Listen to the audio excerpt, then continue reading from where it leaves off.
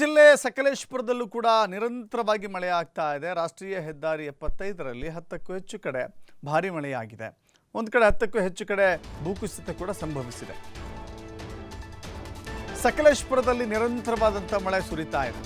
ಈ ಕಾರಣದಿಂದಾಗಿ ತಡೆಗೋಡೆ ಕುಸಿಯೋದು, ಗುಡ್ಡ ಕುಸಿಯೋದು, ಮಣ್ಣು ಕುಸಿಯೋದು, ಹೀಗೆ 10 ಕಡೆಗಳಲ್ಲಿ ಭೂಕುಸಿತ ಆಗಿದೆ. ಈಗ ರಾಷ್ಟ್ರೀಯ ಹೆದ್ದಾರಿ 75ರ ರಸ್ತೆಯ ಮೇಲೆ ಮಣ್ಣು ಬಿದ್ದಿದೆ. ಸಕಲೇಶಪುರದ ಹೆಗ್ಗದ್ದೆ ಮಾರನಹಳ್ಳಿ ಬಳಿ ಮಣ್ಣು ಕುಸಿತವಾಗಿದೆ. ಸಕಲೇಶಪುರದಲ್ಲಿ ವರುಣನ ಆರ್ಭಟ ಮುಂದುವರಿತಾ ಇದೆ. ಮಲೆನಾಡು ಭಾಗ ಹೇಳಿ ಕೇಳಿ ಮಲೆನಾಡು ಭಾಗದಲ್ಲಿ ಅತಿ ಹೆಚ್ಚು ಮಳೆಯಾಗ್ತಾ ಇದೆ. ಮಳೆಯ ಕಾರಣದಿಂದಾಗಿ ಹಲವು ಅವಾಂತರಗಳನ್ನು ಕೂಡ ನಾವು ನೋಡ್ತಾ ಇದ್ದೇವೆ. 2019ರಲ್ಲಿ ಇದೇ ರೀತಿಯ ಗುಡ್ಡ ಕುಸಿತವಾಗಿತ್ತು. ಈಗಲೂ ಕೂಡ ಅದೇ ಲಕ್ಷಣಗಳು ಕಾಣಿಸ್ತಾ ಇದ್ದಾವೆ. ಹೆದ್ದಾರಿಯ ಇಕ್ಕೆಲೆಗಳಲ್ಲಿರುವಂಥ ಬೃಹದಾಕಾರದ ಮರಗಳು ನೆಲಕ್ಕೆ ಅಪ್ಪಳಿಸ್ತಾ ಇದ್ದಾವೆ, ಧರೆಗುರುಳುತ್ತಾ ಇದ್ದಾವೆ. ಜೊತೆಗೆ ಈ ಶಿರಾಡಿ ಘಾಟ್ನ ಮಾರನಹಳ್ಳಿ ಅಂತ ಹೇಳಿದ್ರೆ ಆಲ್ಮೋಸ್ಟ್ ಶಿರಾಡಿ ಘಾಟ್, ಅದು ಶಿರಾಡಿ ಘಾಟ್ನ ರಸ್ತೆಯಲ್ಲಿರುವಂಥ ಅಕ್ಕಪಕ್ಕದ ತಡೆಗೋಡೆಗಳೇನಿದ್ದಾವೆ ಕುಸಿತಾ ಇದ್ದಾವೆ, ಮಣ್ಣು ಕುಸಿತವಾಗ್ತಾ ಇದೆ.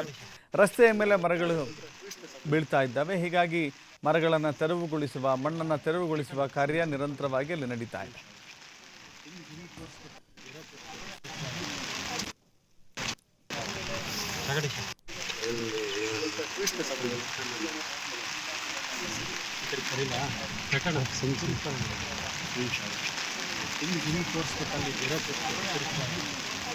ಇದೇ ವಿಚಾರಕ್ಕೆ ಸಂಬಂಧಪಟ್ಟಂತೆ ನಮ್ಮ ಪ್ರತಿನಿಧಿ ಪ್ರಕಾಶ್ ಪ್ರತ್ಯಕ್ಷ ವರದಿ ಕೊಟ್ಟಿದ್ದಾರೆ, ನೋಡೋಣ. ಹಾಸನ ಜಿಲ್ಲೆ ಸಕಲೇಶಪುರ ಭಾಗದಲ್ಲಿ ನಿರಂತರ ಮಳೆ ಸುರಿತಾ ಇದೆ. ಮಳೆ ಸುರಿಯುವಂತ ಹಿನ್ನೆಲೆಯಲ್ಲಿ ರಾಷ್ಟ್ರೀಯ ಹೆದ್ದಾರಿ 75ರಲ್ಲಿ 16 ಕಡೆ ಈಗಾಗಲೇ ಭೂ ಕುಸಿತವಾಗಿರ್ತಕ್ಕಂಥದ್ದು. ಸಿಮೆಂಟ್ ರಸ್ತೆ ನಡೀತಿದ್ದಂತಹ ಕಾಮಗಾರಿಯ ಬೇರೆ ಈಗಾಗಲೇ ಮಣ್ಣು ಕೆಳಗಡೆ ಕುಸಿದಿದೆ.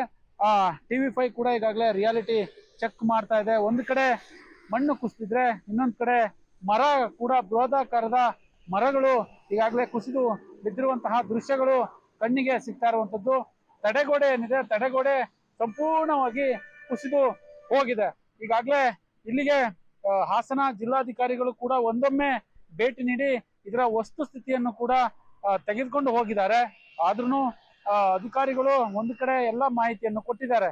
ಮತ್ತೊಂದು ಕಡೆ ಈಗಾಗಲೇ ನಿರಂತರ ಮಳೆಗೆ ಈಗ ನಾವು ಒಂದು ಕಡೆ ತೋರಿಸ್ತಾ ಇದೀವಿ ದೃಶ್ಯ, ಮತ್ತೆ ನಮ್ಮ ಎಡಭಾಗದಲ್ಲಿ ಇನ್ನೊಂದು ಕಡೆ ದೃಶ್ಯವನ್ನು ಕೂಡ ತೋರಿಸ್ತೀವಿ.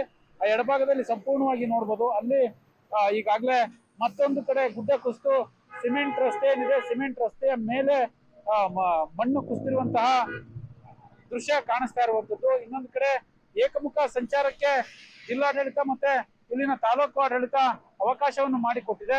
ಬೆಟ್ಟವನ್ನು ಅಗದಿರುವುದೇ ಇದು ಕಾರಣ ಅನ್ನೋದು ಈಗಾಗಲೇ ತಜ್ಞರ ಅಭಿಪ್ರಾಯವಾಗಿದೆ.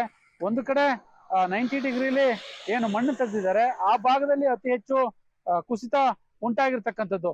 ಒಟ್ಟಾರೆ ನಿರಂತರ ಮಳೆಗೆ ಸಕಲೇಶಪುರ ತಾಲೂಕಿನಲ್ಲಿ ಸಾಕಷ್ಟು ಅನಾಹುತಗಳು ಆಗ್ತಾ ಇದೆ. ಸದ್ಯಕ್ಕೆ ಯಾವುದೇ